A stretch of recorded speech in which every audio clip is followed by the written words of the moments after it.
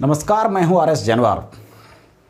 यदि आप किसी भी तरह की आंखों की प्रॉब्लम को सल्यूशन जानना चाहते हैं, इसको स्वस्थ रखना चाहते हैं आंखों की पूरी ज़िंदगी भर, तो आप किसी भी तरह की सल्यूशन, मेडिसिन, डॉक्टर एडवाइस, क्या होल्ड करना चाहिए क्या नहीं करना चाहिए, सारी जानना चाहते हैं तो ये एपिसोड आपके लिए मैं लाया हूँ। आपको मैं बता दूं, किसी भी तरह की सल्यूशन पे जाने से पहले इसमें कितने तरह की प्रॉब्लम होने की संभावनाएं हैं, कितनी तरह की आंखों में समस्याएं होती है, उसको जानना आपको बेहद ज़रूरी है। मैं इसे आंख की सारी प्रॉब्लम को समझने के लिए मैं इसे दो कैटेगरी में बांटा हूँ, कैटेगरी 1 और कैटेगरी 2। कैटेगरी 1 में हमने ए नंबर में रखा है माइनस चार्ज का, जो आंखों में माइनस चार्ज क्यों आता है। बी नंबर में रखा हमने प्लस चार्ज को, जो आंखों में प्लस चार्ज क्यों आता है। सी नंबर में हमने रखा है प्लस माइनस दोनों चार्ज या एक्सिस प्रॉब्लम। अब हम बात करते हैं ए नंबर की माइनस प्रॉब्लम की। माइनस प्रॉब्लम आंखों में तब आता है जब आंखों के पीछे होता है रेटिना, यानी कि पर्दा में किसी भी तरह की थोड़ा सा खिंचाव आ गया। उस स्थिति में होता क्या, कुछ डॉक्टर ऐसे भी कह देता है आंख के बड़ा होने से आपको माइनस चार्ज लगा। उस स्थिति में आपकी आंखों की चार्ज माइनस हो जाती है और नेगेटिव नंबर की चश्मा लगता है आपको। लेकिन ये देखिएगा, कभी कभी नंबर बढ़ते रहता है।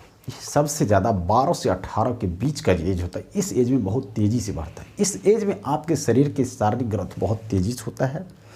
और उसी एज में मान लीजिए किसी का जन्मजात, किसी का माइनस 0.25 पावर है, तो धीरे धीरे हो सकता है 2.0, 2.5 या 3.5, इस तरह से आपके नंबर हो जाएगा। लेकिन एक एज के बाद ये स्पीड कम हो जाएगी, बहुत कम हो जाएगा।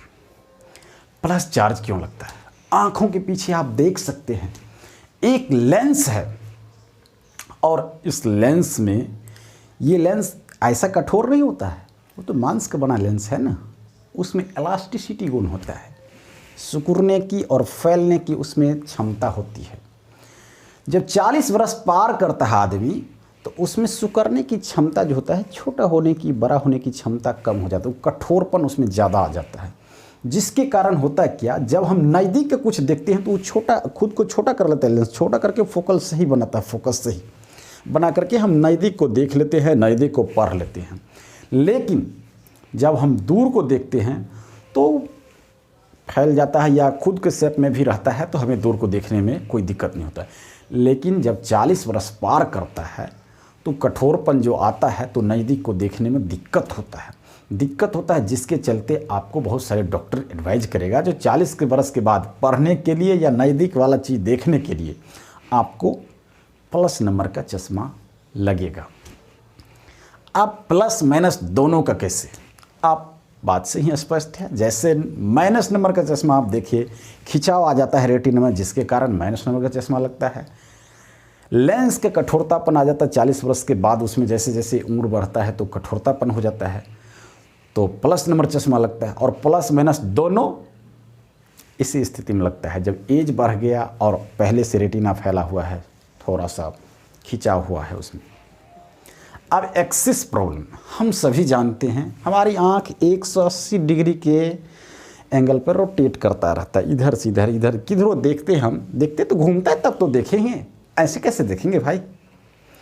इसलिए कभी कभी होता है क्या, इसका घुमाव में प्रॉब्लम आ जाता है, ये 180 के बदला 170 हो जाता है, कभी 160 हो जाता है, कभी 190 हो जाता है। इस स्थिति को भी चश्मा लगा करके सही जगह पे फोकस बनाया जाता है और देखने में ये तीनों में से कोई ऐसा केस नहीं है जिसे गंभीर बीमारी आप कह सकते, एक साधारण केस है। अब रही बात ये तीनों के इलाज क्या हो सकती है। तीनों के इलाज मैं आपको बता रहा हूँ, तीनों को दो इलाज है। एक इलाज है, आप डॉक्टर के पास जाइए, उसकी चेक करा करके जितनी नंबर की चश्मा लगता है वो चश्मा भी लगाइए, और एक्सरसाइज बहुत सारे वीडियो मिल जाएगा यूट्यूब पर, आँखों से रिलेटेड एक्सरसाइज सवेरे सवेरे कीजिए, अच्छी डाइट लीजिए, आँखों की रक्षा कीजिए। नंबर दो का सल्यूशन क्या है? आजकल फैशन की ज़माना आया है, साइंस टेक्नोलॉजी बहुत डेवलप किया है। आईसीएल ट्रीटमेंट, लेजर सर्जरी, इसके द्वारा आँखों में लेजर लाइट के द्वारा आपकी आँखों को सेटिंग किया जाता है, बैठा करके आप फोकस को सही डायरेक्शन, पर्दा पर सही डायरेक्शन पर बैठाया जाए। जैसे आँख क्या करता है आपका, प्लस नंबर हो, माइनस नंबर हो, एक्सिस प्रॉब्लम हो, कोई भी हो, उस सारे को फोकस सही जगह पर, सिर्फ चश्मा आपके फोकस सही जगह पे बनाता है। बाद में कि सारा काम तो आपका आँख खुद कर रहा है। तो वही लेजर सर्जरी, आईसीएल ट्रीटमेंट वही काम करता है। मैंने दोनों ऑप्शन बताया और आपके हिसाब से कौन होता है वो आपको फॉलो करना है। मेरा रिकमेंडेशन, मैंने माना है ए वाला रिकमेंडेशन। मैंने चश्मा पहना, मैं आँखों की एक्सरसाइज किया, मैं इसकी डाइट पे जो होती है अच्छी डाइट, मैं उस पर ध्यान देता हूँ। मेरा रिकमेंडेशन में ये सबसे अच्छी है और ये नेचुरल तरीका हुआ, इसमें किसी भी तरह की हमारी आँखों के साथ छेड़छाड़ नहीं हुआ। दूसरी रिकमेंडेशन जो है, बहुत सारे डॉक्टर यूट्यूब पर ही आपको मिल जाएगा जो आँखों का लेजर सर्जरी, आईसीएल ट्रीटमेंट कराने का वीडियो बना रहे हैं।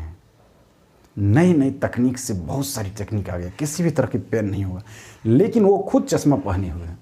तो उनमें बहुत सारे डॉक्टरों की राय क्या है, जो हम आँखों के साथ छेड़छाड़ नहीं करेंगे। जब मुझे एक नॉर्मल चश्मा के द्वारा हमारा सब कुछ सही हो जा रहा है, एक साधारण सी पावर की चश्मा ले लेने से, तो हम आँखों में क्यों छेड़छाड़ करें, क्यों लेजर शो करवाए, क्यों लेजर ट्रीटमेंट की हमको ज़रूरत है?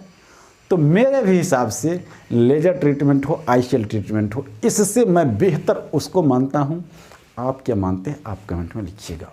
बाद बाकी पार्ट 2 में मिलेगा।